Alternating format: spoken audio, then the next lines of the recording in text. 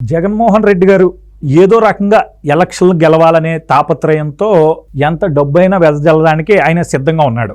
దానికి స్పష్టమైన ఉదాహరణ ఈరోజు కానిస్టేబుల్ దగ్గర నుండి ఐపీఎస్ ఆఫీసర్ దాకా, అంటే పోలీసు, ప్రతి ఒక్క పోలీసు ఎవరైతే కేటగిరీలో ఉన్నో ప్రతి ఒక్కరికి ఈరోజు డబ్బు పంపాలని నిర్ణయం తీసుకున్నట్టుగా సమాచారం అందింది. ఆల్రెడీ కొంతమందికి డబ్బు పంపేశారు. ఈ మొత్తం వ్యవహారం నలుగురు ఈ యొక్క ఐపీఎస్ అధికారులు నిర్వహిస్తున్నట్టుగా సమాచారం.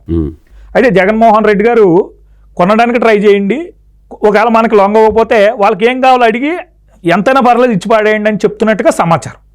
అయితే మరి ఇదంతా మరి ఎన్నికల కమిషన్కి తెలిసిందో లేదో తెలియదు, కానీ ఈరోజు జగన్మోహన్ రెడ్డి గారి ఇంటెన్షన్స్ ఏంటంటే రేపొద్దున వీళ్ళు చేయబోయే దౌర్జన్యాలకు కానీ మనం చూసాం. గతంలో తిరుపతి బై ఎన్నికల్లో పోలీసు వారు కూడా దొంగ ఓట్లు వేయడానికి వచ్చిన వాళ్ళని కూడా అమ్మ ఇల్లమ్మా అంటున్నారు. ఇప్పుడు అంత క్లియర్ కట్గా దొరికేసే కూడా వాళ్ళు సహకరించారు ఈరోజు జగన్మోహన్ రెడ్డి గారికి. సో ఇలా జగన్మోహన్ రెడ్డి గారికి సహకరించడం కోసం మొత్తం వ్యవస్థని తన గుప్పెట్లోకి తెచ్చుకునే ప్రయత్నంలో భాగంగా ఎంత డబ్బు కావాలితే అంత డబ్బు తీసుకోండి అని ఈరోజు నిర్మోహమాటంగా ఆ నలుగురు అధికారులు ఈరోజు మొత్తం రాష్ట్ర వ్యాప్తంగా అందరినీ గుప్పెట్లోకి తెచ్చుకునే ప్రయత్నం చేస్తున్నారు. ఇది ఎలా చూడాలి? రేపొద్దున జగన్మోహన్ రెడ్డి గారు అనుకున్నట్టుగానే వాళ్ళందరూ ఈరోజు జగన్మోహన్ రెడ్డి గారు ట్రాప్లో పడితే ఏంటి మన రాష్ట్రంలో మరి రేపు రాబోయే ఎన్నికల్లో ప్రజాస్వామ్యబద్ధంగా ఎన్నికలు జరుగుతాయి అంటారా? కేంద్ర ఎన్నికల సంఘం కూడా దీని మీద మరి సరైన చర్యలు, ఎందుకంటే ఏదో ఒక పెద్దగా ఐపీఎస్ అధికారులు లేకపోతే ఈ యొక్క ఎస్పీలు కొంతమంది ఏదైనా తప్పు చేస్తే వాళ్ళని తీసి నలుగురు ఐదుగురు అయితే తీసి పక్కన పెడతాం. మొత్తం పోలీసులు అందరూ ఉన్నారంటే ఎంతమంది దిగలుగుతారు వాళ్ళు? సో ఎలా చూస్తున్నారు మరి ఈ అంశాన్ని? జగన్మోహన్ రెడ్డి గారు గెలవడం కోసం చేస్తున్న అడ్డదారుల్లో ఇదొక అడ్డదారి. దీని మీద మీ స్పందన ఏంటి మరి? నేను స్పష్టంగా చెప్తుండా, జగన్మోహన్ రెడ్డి ఏమో పైనుంచి దిగిరాల మళ్ళాంటి ఒక మనిషి. ఆయన కూడా అతను తీవ్రమైనటువంటి ఆర్థిక నేరాలలో కూరుకోబోయి ఉండవు, బురదగుంటలో కూరుకోబోయిండు, అవినీతి అనే బురదగుంటలో కూరుకోబోయిండు. ఇవాళ రాష్ట్రం కోసం ముఖ్యమంత్రి, వ్యక్తి కోసం ముఖ్యమంత్రి అనేది పాయింట్. ఇవాళ జగన్మోహన్ రెడ్డి సమస్య ఏంటంటే, నేను ముఖ్యమంత్రిగా ఉంటే నన్ను ఎవరు ఏం చేయలేరు, ఏ చట్టం సిబిఐ వాళ్ళు నన్ను ఏం చేయలేరు, ఈడీ నన్ను ఏం చేయలేదు, నేను ఏదో విధంగా బయటపడిపోతాను అన్నట్టుంటే కలలు కంటుండు. ఆ కలలన్నీ కళ్ళలుగానే మిగిలిపోతాయి సుబ్బు గారు. ఈసీ అనేది, ఎలక్షన్ కమిషన్ ఆఫ్ ఇండియా అనేది రాజ్యాంగబద్ధ సంస్థ. జగన్మోహన్ రెడ్డి ఎన్ని ఎత్తుగళ్ళన్నా వేసుకోమని చెప్పండి, ఎలక్షన్ ఫెయిర్ అండ్ ఫెయిర్గా జరగద్దు ఆంధ్రప్రదేశ్లో, భయపడాల్సిన అవసరమే లేదు. అంటే ఇక్కడ నాకు వచ్చిన ఒక వార్త ఏంటంటే, ఈ యొక్క అధికారులకి మీ ఉద్యోగాలు పోతే పోనివ్వండి, మీ లైఫ్ టైం సెటిల్మెంట్ డబ్బు నేను ఇస్తాను. కొంతమందికి అయితే లండన్ ఆ ప్రాంతంలో స్థలాలు ఈ యొక్క ఎసెట్స్ కొనేసి రాసేసాడంట. కొంతమందికి డబ్బు రూపంలో సెట్ చేస్తున్నాడు. కొంతమంది అధికారులు అయితే హౌసులు కొనుక్కున్నారంట. ఈ యొక్క కారుకు కూడా ముందొస్తే అడ్వాన్స్ ఇవ్వాలి కదా, అవి కూడా ఇచ్చేసుకున్నారంట కొత్త కారులకి గట్ట. సో ఏదేమైనప్పటికీ ఇప్పుడు అతని ఇంటెన్షన్స్ ఏంటంటే జాబులు పోతాయి, ఎన్నికల్లో నా కోసం పనిచేయండి, ఒకవేళ పోయినా మీ లైఫ్ టైం సెటిల్మెంట్ నేను చేస్తాను. మిమ్మల్ని డ్యూటీకి వేస్తే కదా ముందు ప్రతిపక్ష పార్టీలు ఏం కళ్ళు మూసుకొని చూస్తుండే సుబ్బు. 5 బెటాలియన్లు ఉండే హైదరాబాద్లో, సిఆర్పిఎఫ్ బెటాలియన్లో, సెంట్రల్ రిజర్వ్ ఫోర్సు. ఈరోజు ఈ అమిత్ షా గారి దగ్గరికి, కేంద్ర హోమ్ మినిస్టర్ దగ్గరికి మొత్తం రిపోర్ట్ పోయి ఉంది.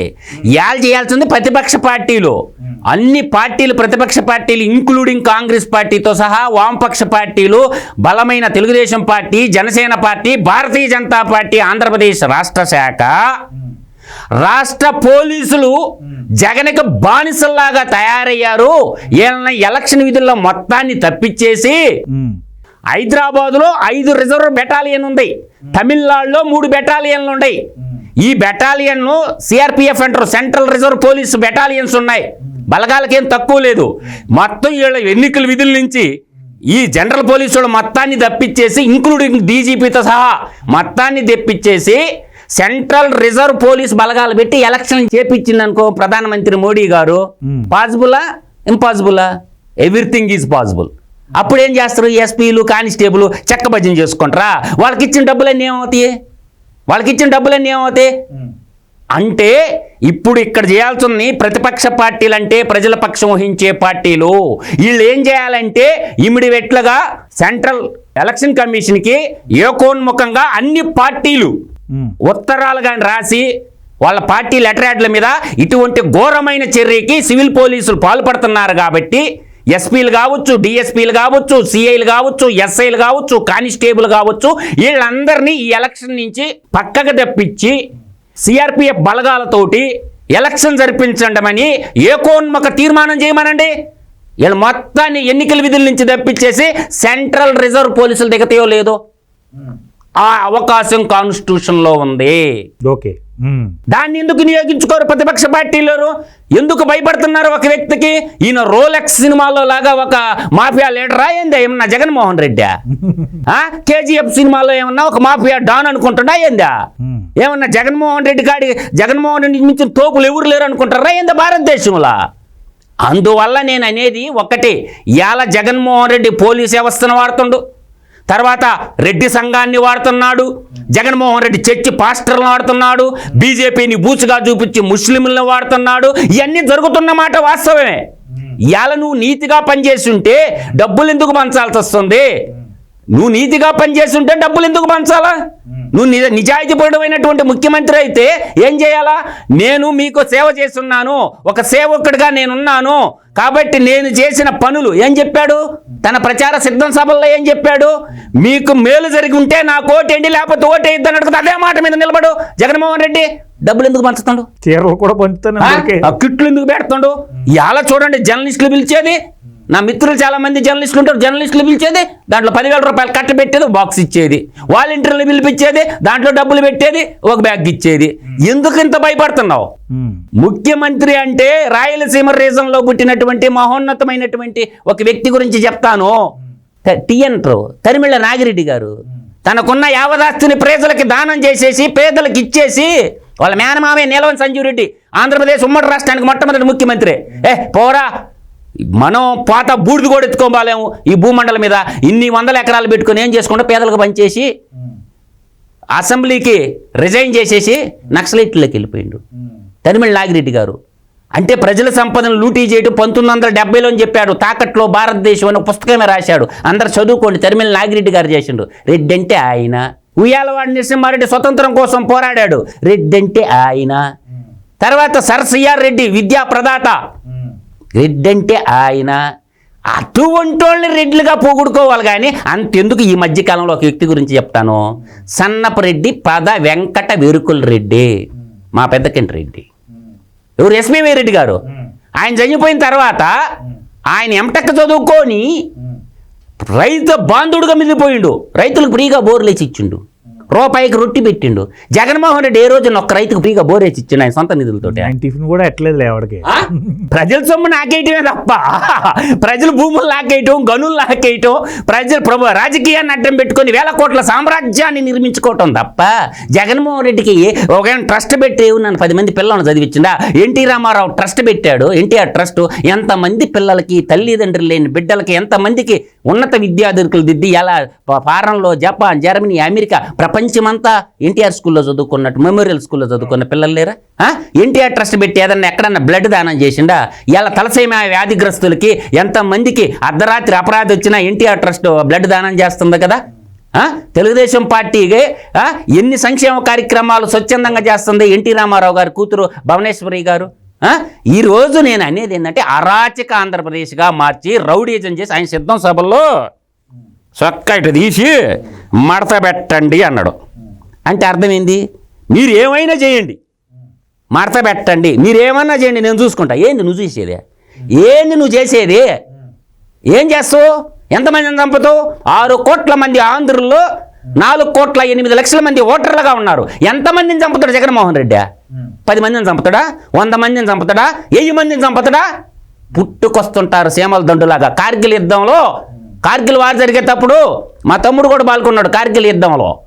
మా చిన్నాన్న కొడుకు. ముందు 8 మంది పోతుండేవాళ్ళు బెటాలియన్, మళ్ళీ 8 మంది పోతుండేవాళ్ళు. ఎంతమందిని చంపుతాడు జగన్మోహన్ రెడ్డి?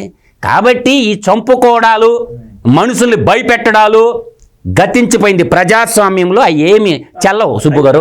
ముఖ్యంగా ఈ యొక్క కడప మీద కూడా జగన్మోహన్ రెడ్డి గారు ఎక్కువ ఫోకస్ చేసినట్టుగా సమాచారం. ఎందుకంటే చెల్లెళ్ళు ఈరోజు పోటీకి దిగడం, అంటే ఈ యొక్క వివేకానంద రెడ్డి గారి భార్య, అదేవిధంగా షర్మిల కూడా రంగంలో దిగుతుందని ఆరోపణలు రావడం, అంటే నిజంగా దిగుతున్నట్టుగా కూడా సమాచారం అందుతుంది.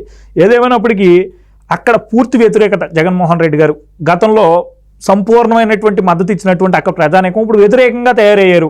సో అక్కడ మనం ఏదో ఒకటి చేసి రిగ్గింగో ఏదో ఒకటి చేయాలి, దానికి పోలీసు వ్యవస్థ మనం ఖచ్చితంగా సహకరించాల్సి వస్తుంది కాబట్టి సో అక్కడ బలంగా కొంటున్నాడని కూడా సమాచారం. సో మరి అక్కడ ఆ ప్రాంతంలో మనకి సహజంగానే చాలామంది చెప్తారు రిగ్గింగ్లో అన్నీ చేసుకుని మళ్ళీ తను బయటపడే అవకాశం ఉంటుంది అంటారు. అటువంటిది ఏం జరగదు కానీ సుబ్బు గారు, నేను క్లియర్గా చెప్తున్నాను సుబ్బు గారు, మీరు వినండి, స్పష్టంగా వినండి నేను చెప్పే మాటలు. భారత ఎన్నికల సంఘం ప్రధాన ఎన్నికల అధికారి, జిల్లా ఎన్నికల అధికారి, రిటర్నింగ్ అధికారి, ఓటర్ల నమోదు అధికారి, ప్రిసైడింగ్ ఆఫీసరు, పరిశీలకులు, ఇంత వ్యవస్థ ఉంటుంది సుబ్బు గారు. వాళ్ళు కూడా రిపోర్ట్ రాయాల పైకి, సార్ తీవ్రంగా సైకోయిజం డెవలప్ అయిపోయింది రాయలసీమ 4 జిల్లాల్లో, సింహపూరి సీమ అంటే నెల్లూరు జిల్లా, ఇటు ప్రకాశం జిల్లా, ఈ 6 జిల్లాల్లోనైనా కనీసం ఈ 6 జిల్లాల్లోనైనా సిఆర్పిఎఫ్ బలగాలను పెట్టి ఎలక్షన్ని నిర్వహించాలా అని చెప్పి, ప్రకాశం జిల్లా, నెల్లూరు జిల్లా, గ్రేటర్ రాయలసీమ అంటారు దీన్ని. రాయలసీమలో చిత్తూరు జిల్లా, ఉమ్మడి చిత్తూరు జిల్లా, ఉమ్మడి అనంతపురం జిల్లా, కడప జిల్లా, కర్నూలు జిల్లా, ఈ 6 జిల్లాల్లోనైనా కనీసం సిఆర్పిఎఫ్ బలగాలను పెట్టి సివిల్ పోలీసులు పక్కకు తప్పించి ఎలక్షన్లు చేపిస్తే కదా ఫెయిర్ అండ్ ఫెయిర్ ఎలక్షన్ జరగవు సుబ్బు గారు. లేదంటే కార్యకర్తలు కూడా ఆయన సిద్ధం అన్నారు, తెలుగుదేశం సంసిద్ధం అన్నది, జనసేన కూడా మేము సిద్ధం అవుతుంది. ఇప్పుడు మనం రోజు చూస్తున్నాం, టీవీ పెట్టాలంటే భయం వేస్తుంది, రోజుకి 2-3 మీద దాడులు చేస్తారు వైసీపీ కార్యకర్తలు. ఈ అన్ని ఆధారాలు చూపించి ప్రధాన ఎలక్షన్ కమిషన్కి, కేంద్ర హోంశాఖకు కూడా ఈ ఆధారాలన్నీ ప్రవేశపెట్టి సిఆర్పిఎఫ్ బలగాలతో మనం ఎలక్షన్ జరిపించుకుంటే స్పష్టమైన రిజల్ట్ బయటకు వస్తుంది. సివిల్ పోలీసులతోటే ఎలక్షన్ జరిపించడం అంటే హత్యల్ని ప్రేరేపించడమే. బాపట్ల ఎస్పీ ఈ ఎలక్షన్ కమిషన్ దగ్గరికి వెళ్ళి ఆయన ఏం చెప్తున్నాడంటే, యాక్చువల్లీ ఒకళ్ళు వచ్చి దండయాత్ర చేశారు, అంటే వైసీపీ వారు వచ్చి అక్కడ టీడీపీ వ్యక్తుల మీద దండయాత్ర చేశారు, అంటే ఒకడు వెళ్ళి కొట్టేశాడు. ఇక్కడ పోలీసు ఎవరైతే ఎస్పీ గారు ఉన్నారో ఆయన వెళ్ళి ఏం చెప్తున్నాడంటే ఎలక్షన్ కమిషన్కి, అది వర్గపోరు అన్నాడు. వర్గపోరుకి ఒకడు వెళ్ళి కొట్టేయడానికి చాలా తేడా ఉంది కదా.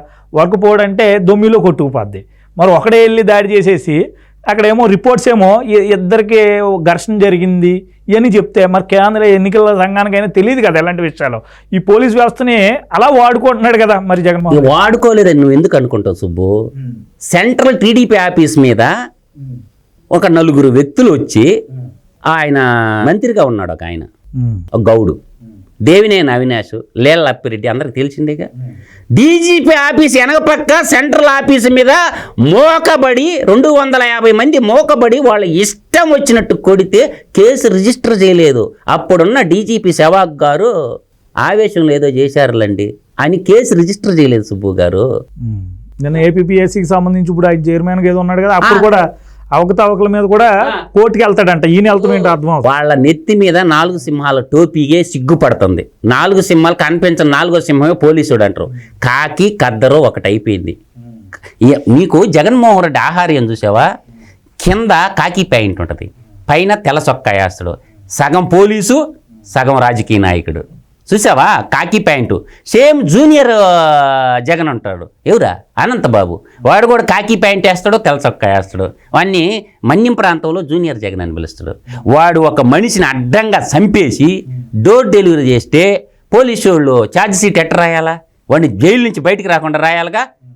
వీళ్ళు ఛార్జ్ షీట్ వేయటం మానుకున్న వాడికి బెయిల్ వచ్చింది 3 నెలల తర్వాత. ఒక హత్యా నిందితుడు, ఒక ఎమ్మెల్సీగా ఉన్నటువంటి సన్మానాలు అంబేద్కర్ విగ్రహం పక్కన పెట్టి, భారత రాజ్యాంగం రాసిన అంబేద్కర్ విగ్రహం పెట్టి సన్మానం చేశారు సుబ్బు గారు. నేను మాటలు చెప్తున్నా కానీ జగన్మోహన్ రెడ్డి ఎంపీలు దీండి లిస్టు. ఇవాళ మిథున్ రెడ్డి ఎక్కడ? పార్లమెంట్ నాయకుడు. రాజ్యసభలో నాయకుడు ఎవరు? A2 విజయసాయి రెడ్డి. తర్వాత మోపిదేని వెంకటరమణ ఇంకో రాజ్యసభ మెంబర్గా సిబిఐ కేసుల్లో ఉండడా లేదా? జగన్మోహన్ రెడ్డిలో ఉన్నటువంటి వాళ్ళల్లో శ్రీలక్ష్మి ఐఏఎస్ ఆఫీసరు, ఆమె ఇప్పుడు తెలంగాణ నుంచి కేసీఆర్ గిఫ్ట్ ఇచ్చిండు ఆమెకి. ఆమె కేసులో మున్సిపాలిటీ అడ్మినిస్ట్రేషను ఇప్పుడు సిఆర్డిఏలో మీకు అర్థం కాదంటే శ్రీలక్ష్మి అదంతా చేసింది. మళ్ళీ జైలుకు పోవడానికి శ్రీలక్ష్మి సిద్ధంగా ఉండాలా? ఏంది సిఆర్డిఏ ఉంది కదా, మున్సిపాలిటీ కమిషనర్ ఆమె కదా కార్యదర్శి శ్రీలక్ష్మి. ఒకప్పుడు తప్పు చేసి జైలుకు పోయి నడుముకు బెల్టులు కట్టి జడ్జి ముందు పెడి ఐఏఎస్ చదువుకున్నావు కదా, ఎందుకు ఆ దౌర్భాగ్యం బతకటం? ఇవాళ అమరావతి ఆడపడుచుల కన్నీటి వెదలు మనం చూస్తున్నాం కదా. ఈ ఐఏఎస్ ఇప్పుడు ఇంతియాజ్ అహ్మద్ ఎందుకురా బాబు నీకు ఎమ్మెల్యే సీట్ కానీ ఎంపీ సీట్ కానీ? ఐఏఎస్ చదువుకున్నావుగా, ప్రజలకు సేవ చేయొచ్చుగా. భారతదేశం అంతా జగన్మోహన్ రెడ్డి ఇచ్చేటటువంటి బిస్కెట్లకు ఆశపడి ఎందుకురా బాబు ఆ ఎమ్మెల్యే పోస్ట్ నీకెందుకు? కర్నూలులో ఎక్కడో పోటీ చేస్తుండే ఐఏఎస్ ఆఫీసర్, మా జిల్లా కలెక్టర్గా కూడా చేశాడు మా జిల్లాకి. ఈ ఐఏఎస్లు ఐపీఎస్లు ప్రజలకందరికీ సేవ చేసి చట్టాన్ని పరిరక్షించాల్సి ఉన్నాయి, రాజ్యాంగాన్ని పరిరక్షించాల్సి ఉన్నటువంటి యూపీఎస్సీ సర్వీస్ అధికారులు రాజకీయాల్లో ఎందుకు వస్తారు అంటే వీళ్ళ మీద ఇన్కమ్ ట్యాక్స్ రైడ్ కానీ చేస్తే వీళ్ళ అవినీతి చిట్టా అంతా బయటకు పడద్దే, రాజకీయంలో ఉంటే మనం సేఫ్ అయిపోవచ్చు అనుకుంటారు. ఏం సేఫ్ గారు. అందువల్ల ఇన్కమ్ ట్యాక్స్ రైట్స్. నాకు తెలిసిన ఒక అతను చెప్పాడు, ఈ యొక్క ఐఏఎస్ అధికారులు అంటే అందరూ అని చెప్పను, కొందరు వారి టర్మ్ అంటే వాళ్ళ లైఫ్ మొత్తం టర్మ్లో 1000 కోట్లు సంపాదించేస్తున్నారంటే అండి. ఏ ఊరు 1000 కోట్లు సుబ్బు గారు భలేవాళ్ళు కమ్ముకోనండి. మాదిరి 1000 కోట్లు సంపాదించేస్తున్నారండి. మా అన్న ఒకటి సిబిఐలో ఉండి ఇప్పుడు ప్రజెంట్ పిఎం ఆఫీస్లో ఐబీలో పనిచేస్తున్నాడు మా బ్రదరు. నాకు మొత్తం తెలుసు కదా, ఆయన మన తమిళనాడు గవర్నర్ కాడికి, ఆంధ్ర గవర్నర్ కాడికి, తెలంగాణ గవర్నర్ కాడికి, ఈ 4 స్టేట్లో డైరెక్ట్ పోతాడు. ఆయన గవర్నర్ల దగ్గర పోయి రిపోర్టు పిఎం ఆఫీస్కి ఇస్తాడు. ఆయన సిబిఐలో చేసి ఇప్పుడు ఐబీలో పిఎం ఆఫీస్ కింద పనిచేస్తున్నాడు మా బ్రదర్ ఒక అతను. ఎవడు చెప్తాడు ఈ కబుర్లు? నాకు తెలియని కబుర్లా ఏంటి? నాకు మొత్తం ఇన్ఫర్మేషన్ ఎక్కువ ఉంటుంది అంటారా? నెంబర్ ఇంకా ఎక్కువ ఉంటుంది? చాలా ఉంటుంది. కొంతమంది నీతిగా బతికేవాళ్ళు. పూనం మాలకొండ ఉంది కదా, మాలకొండ అంటే మాకు ఆయన మా లక్ష్మీ నరసింహస్వామి మా కులదైవం మాలకొండ ఉంది కందుకూరు దగ్గర ఒల్లెటివారి పండగంలో. ఆయన పేరు మాలకొండ. ఆయన ఐపీఎస్ చదివిండు. ఈ పూనం ఉత్తరప్రదేశ్ ఆమె, వాళ్ళ లవ్ మ్యారేజ్ అనమాట. రాజశేఖర రెడ్డి సంతకం పెట్టమంటే నేను పెట్టను పో అన్నది. అవునా, ఆర్టీసీ సెక్షన్లో వేశాడు. నేను ఆడిగిపోయినా నిజాయితీగానే బతుకుతాను, నువ్వు పెట్టమన్న కాడల్లా నేను సంతకం పెట్టను, నేను ఆడున్న ఐఏఎస్ ఆఫీసర్నే అని చెప్పి ఆమె పెట్టలే సంతకం. ఇవాళ మన గవర్నమెంట్లో పూనం మాలకొండయ్య గారు ఉన్నారుగా, ఏపీ గవర్నమెంట్లో ఉంది. ఎవరు మచ్చ చూపిమనా ఇంక మేడాంక. ఇవాళ ఇంట్లో పని మనిషి కూడా ఉండదు ఆ మేడం గారికి. ఇంట్లో పని మనిషిని కూడా పెట్టదు, ఆమె పని ఆమె చేసుకుంటుంది. సాధారణ గృహిణిలాగా ఉంటుంది ఆమె. అందరూ ఒక దగ్గులు బాధ్యులు 4-5 ఉంటారు తప్ప అందరు ఐఏఎస్ ఆఫీసర్లు అట్టెందుకు ఉంటారు సుబ్బు గారు? అందువల్ల అంటే చీడపూరికి ఎంటర్ అయిందంటే ఇంకా ఆటోమేటిక్గా ఇంకా వాళ్ళకు కూడా ఆశలు కోరికలు పెరుగుతాయి కదా. డబ్బు అనేది ఇప్పుడు లేదు. ఇప్పుడు విశాల్ గున్ని ఉన్నాడు కదా, కర్ణాటక అబ్బాయి, మా జిల్లా కలెక్టర్గా గారు చేశారు. చాలా మంది నీతి పరుల గురించి నేను చెప్తా. ఒక అబ్బాయి సౌరభ్